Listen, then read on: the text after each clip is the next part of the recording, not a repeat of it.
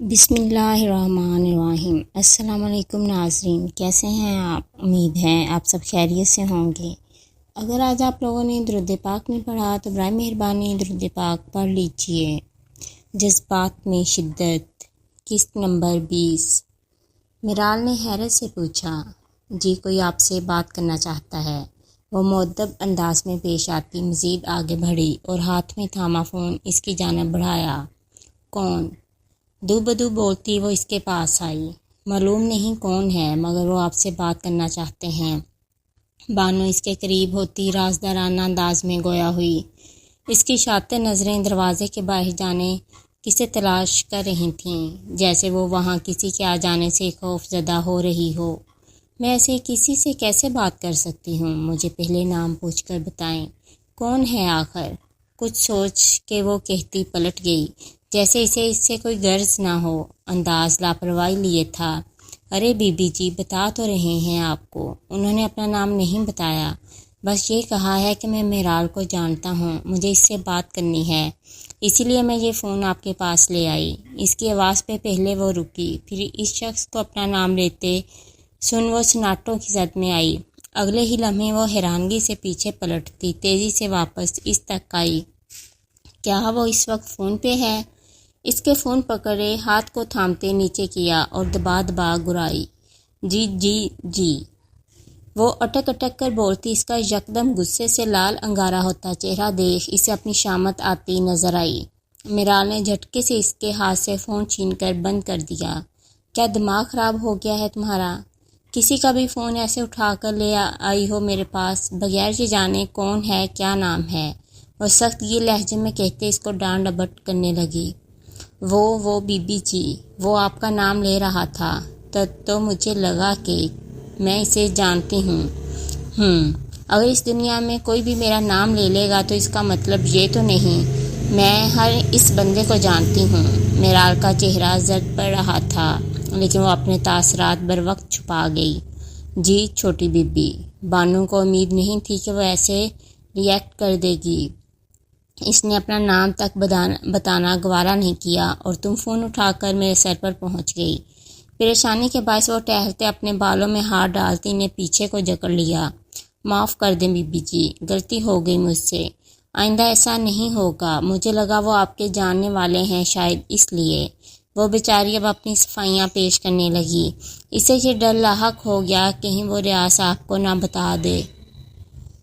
تم مجھے یہ بتاؤ، اگر کوئی میرا جاننے والا ہوگا وہ اپنا نام کیوں کر چھپائے گا؟ بلکہ وہ تو اپنا مکمل تعارف کروائے گا نا۔ میرال مڑتی اس تک آئی، اسے اپنی طرف آتے دیکھ بانو بے اختیار اس کی تیوری دیکھ پیچھے کو اچھلی۔ جی آپ درست فرما رہی ہیں، خطا معاف کر دیں، آئندہ کسی کا بھی فون آئے پہلے اس کا تعارف دریافت کرنا پھر دوسری بات کرنا۔ آئی سمجھ میں؟ وہ ایک ایک لفظ چبا چبا کر بولتی سے گھورنے لگی۔ G B be. بانو کو اپنی جان ہوا ہوتے نظر آئی، اسی لیے اس چنگیز خان کی اولاد کے سامنے جی حضوری کا پانی بھرتے اپنی جان چھڑوانا مناسب لگا۔ یہ پکڑو اور جاؤ یہاں سے۔ وہ اس کے ہاتھ میں غصے سے فون تھماتے ہوئے بولی۔ بانو فون لیتے اس کا حکم صادر ہوتے فوراً وہاں سے کھسکتی رفو چکر ہو گئی۔ میرال اس کے باہر جاتے ہی آگے بڑھتی دروازہ بند کرتی اس سے ٹیک لگا گئی۔ ایک سایہ سا اس کے چہرے پر لہرایا۔ کانپتے ہاتھوں سے اس نے اپنے بالوں کو کان کے پیچھے اڑسا اور پیشانی مسلتے چہرے پر نمودار ہوتے نئے نئے پسینے کے قطرے پونجے۔ دل کی رفتار 120 کی رفتار سے چلتی اس کی سانسیں رکنے کے در پر تھیں۔ دوسری جانب جو غصے سے پاگل ہوتا اسے فون کر بیٹھا تھا، اس کی فون پر ابھرتی مدھم دھیمی آواز سن اس کا غصہ ایک دم جھاگ کی طرح بیٹھ گیا۔ زاویار دم سادے چہرے سے ٹیک لگاتے آنکھیں موندے اسے محسوس کیے گیا۔ اس کی کچھ باتوں پہ، اس کے نرم گرم لب و لہجے پہ کبھی کبھی ہلکی سی مسکان اس کے لبوں کو چھو لیتی، لیکن کچھ پل بعد اچانک سے فون بند ہونے پر اس کے ماتھے پہ بل ابھرے، جیسے اسے یہ گستاخی پسند نہ آئی ہو۔ وہ ایک دم آنکھیں کھولتا فون کو گھورنے لگا۔ جو غصہ اس کی آواز سن ٹھنڈا ہو چکا تھا، اس رد عمل پر پھر سے اود آیا۔ اس نے سوچا تھا وہ میرال سے فون پر بات کر لے گا، پر اب اسے اس مسئلے کا حل کوئی دوسرا تلاش کرنا تھا۔ اس کے پاس وقت درکار نہیں تھا، اس لیے اسے جلد از جلد کچھ کرنا تھا۔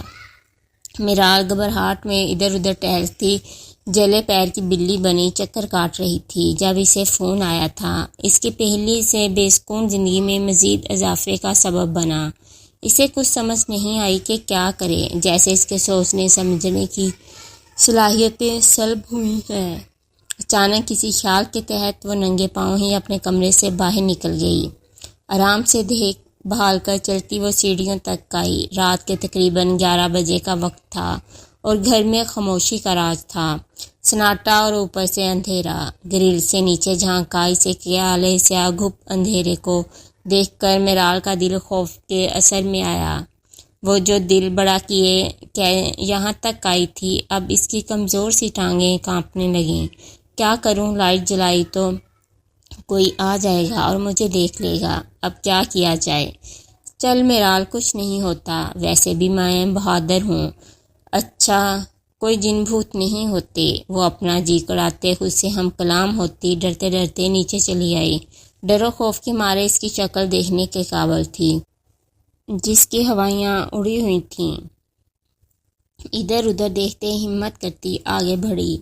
ابھی اس نے ایک قدم ہی بڑھایا تھا کہ آہ! اس کی ہلکی سی آواز گونجتی تھوڑا سا شور برپا کر گئی۔ وہ راستے میں رکھے ڈیکوریشن پیس سے ٹکرائی۔ اس ڈیکوریشن کو جسے پکڑے گرنے سے روکا تھا، سیدھا کرتے زمین پر ٹکایا اور آگے بڑھی۔ سنبھال کر چلتے تھوڑی آگے آتے وہ پھر سے کسی چیز سے ٹکرائی۔ اوف! اب کہ وہ اپنا پاؤں درد کے باعث ایک ہاتھ میں پکڑتے گھوم گئی۔ میز اس کے پاؤں کی سب سے چھوٹی انگلی پر ٹھکا تھا۔ درد کے مارے وہ بلبلا اٹھی۔ سس! درد تکلیف سے اس کے منہ سے سسکیوں کی آوازیں آ رہی تھیں۔ اسے اپنے ہاتھ پر کچھ محسوس ہوا۔ اندھیرے میں اسے کچھ نظر نہ آیا، لیکن وہ جان گئی تھی اس کے پاؤں سے خون رس رہا ہے۔ بامشکل پاؤں نیچے رکھا، درد سے ٹیسیں اٹھنے لگیں، مگر وہ لنگڑاتی دونوں ہاتھ آگے کیے احتیاطاً چیزوں کو ٹٹولتی قدم اٹھاتی لاؤنج کے عین وسط میں پہنچ گئی۔ وہ ایسے ہی چلتی اندھیرے میں دیکھنے کی کوشش کرتے آگے بڑھ رہی کہ یکدم اس کا کسی آندھی طوفان بنے شخص کے ساتھ زوردار تصادم ہوا۔ وہ مقابل کے پتھر جیسے سینے سے ٹکراتی توازن برقرار نہ رکھ سکی اور اس سے پہلے زمین بوس ہوتی وہ مضبوط ہاتھوں نے اسے تھام لیا۔ میرال کے منہ سے دبی دبی چیخ برآمد ہوئی۔ اگلے ہی لمحے میرال نے اپنی بند آنکھیں کھولتے خود کو ہوا میں معلق پاتے ڈرتے سہمتے مقابل شخص کو دیکھا، جسے اندھیرے کے باعث دیکھنا ناممکن تھا۔ اس شخص کی گرفت میں کیا کچھ نہ تھا جو میرال کو وحشت کا شکار کرنے کو کافی تھا۔ میرال کو اس کی انگلیاں اپنے جسم میں چپتی ہوئی محسوس ہوئیں۔ اس شخص کی شدت بھری گرفت میں اس کا دم گھٹنے لگا، ایک دم دل کی دھڑکن بڑھنے لگی۔ وہ اپنے منہ سے گہرے گہرے سانس کھینچنے لگی، جیسے اسے سانس لینے میں مشکل ہو رہی ہو۔ وہ اس کی صرف مضبوط گرفت میں ہی بے حال ہو کر رہ گئی، کچھ ڈر و خوف کا شکار تھی۔ میرال کی زبان تالو سے چپک گئی۔ کچھ بولنے کی کوشش کرنے کے باوجود وہ ایک لفظ تک نہ بول سکی۔ اسے اس کے لمس سے الجھن ہو رہی تھی، جیسے وہ چاہ کر بھی جھٹک نہ سکی۔ مقابل اسے یک ٹک ٹک ٹکی باندھے دیکھے یا میرال اپنے حواس پر قابو پاتے ہولے سے بڑبڑائی، جو مقابل تو کیا وہ خود بھی نہیں جانتی تھی کہ کیا بول رہی ہے۔ میرال اس شخص کو بڑی فرصت سے آرام سے کھڑا دیکھ سمجھی کہ یہ کوئی اور نہیں بلکہ زارون بھائی ہیں، جو آفس سے اب آئے ہیں، تبھی ایسے پرسکون کھڑے ہیں۔ اگر کوئی اور ہوتا تو ایسے ریئیکٹ نہ کرتا۔ اپنے تئیں اس نے سوچتے انہیں پکارا، زارون بھائی، اس نے دھیمے سے پکارا۔ اس کی خوبصورت آواز نے خوف پھیلاتے ماحول میں ارتعاش پیدا کیا۔ میرال کی پکار پہ اس کی گرفت میں یکدم اضافہ ہوا۔ میرال تڑپ اٹھی۔ آہ آہ! کوئی جنونی پکڑ اور لپک تھی اس کی گرفت میں۔ اسے اس شخص کا لمس اپنے بازوؤں پر ناگوار لگنے لگا۔ بازو سے اٹھتی جلن سے اس کی آنکھوں میں نمی اترنے لگی۔ اب کہ بولی تو اس کا لہجہ بھیگا ہوا تھا۔ زارون بھائی، کیا کر رہے ہیں؟ چھوڑیں مجھے، میرال لڑکھڑاتے لہجے میں بامشکل کہہ پائی۔ پہلے اسے اس شخص پر ڈاؤٹ تھا، مگر پھر اسے ایسے پرسکون آرام سے بے فکر کھڑا دیکھ وہ سمجھی کہ زارون بھائی ہیں۔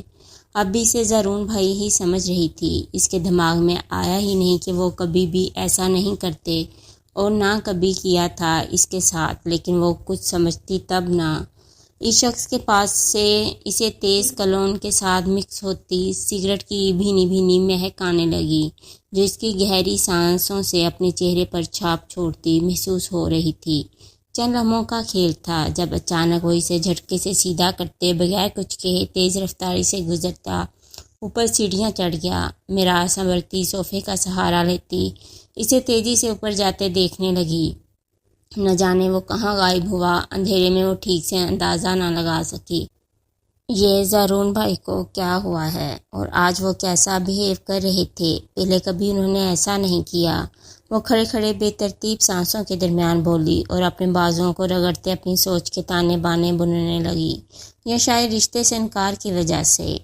اپنی بازوؤں کو دیکھتے جہاں اسے ابھی بھی اس ظالم کا درد بھرا لمس محسوس ہو رہا تھا کو دیکھ نفرت سے بڑبڑائی۔ وہ اپنی سوچ کو جھٹکتے دھیان سے چلتی ٹیلی فون تک پہنچی، فون ملاتے کان سے لگاتے کھڑے انتظار کرنے لگی۔ کافی دیر بعد فون ریسیو ہوا۔ ہیلو، میرال فون پر گرفت مضبوط کرتے آہستہ سے بولی۔ کون؟ دوسری جانب لاپرواہی والا انداز تھا۔ تیری ماں میرال۔ ایک دم ثنا کو کرنٹ لگا اور حیرت سے وہ اونچا چلائی۔ بھلا میرال کے ایسا بولنے پر وہ کیسے نہ پہچانتی؟ کیسی ہو ثنا تم؟ میں ٹھیک ہوں، تم کیسی ہو؟ میں بھی ٹھیک۔ میرال اس سے بات کرتے ارد گرد ڈر و خوف سے نظریں دوڑانے لگی۔ اس کے لیے ثنا سے بات کرنا مشکل یا منع تو ہرگز نہیں تھا، لیکن آج وہ بات اس سے کرنے والی تھی وہ کسی کی موجودگی میں بالکل نہیں کر سکتی تھی، کیونکہ فون لاؤنج میں رکھا ہوا تھا اور دن بھر کوئی نہ کوئی وہاں موجود ہوتا تھا۔ اسی لیے مجبوراً اسے اس وقت چوری چھپ کر فون کرنا پڑ رہا تھا۔ وہاں جا کر تو تم مجھے بھول ہی گئی ہو میرال، مجھے یہ امید نہیں تھی تم سے۔ مجال ہو جو تمہیں ذرا سا بھی احساس ہوا ہو، اپنی کوئی خیر خبر تک نہیں دی۔ حد کرتی ہو تم، اور اب کوئی فضول سا بہانہ کر دو گی۔ ثنا نے اس کی اچھے سے کلاس لی اور حقیقت بھی تھی میرال نے خود سے رابطہ کرنے کی معمولی سی کوشش تک نہ کی تھی۔ نہیں، ایسی کوئی بات نہیں ہے، بس مجھے وقت نہیں ملا، اور اب اپنے گھر جیسی بات بھی نہیں رہی کہ جب دل کیا تمہیں فون کر لیا۔ وقت و حالات کو دیکھتے انسان کو بدلنا پڑتا ہے۔ میرال نے اسے سمجھانے کی کوشش کی، جو منہ پھلائے اس سے ناراضگی ظاہر کر رہی تھی۔ اچھا تو پھر کب آ رہی ہو تم میرا موڈ ٹھیک کرنے؟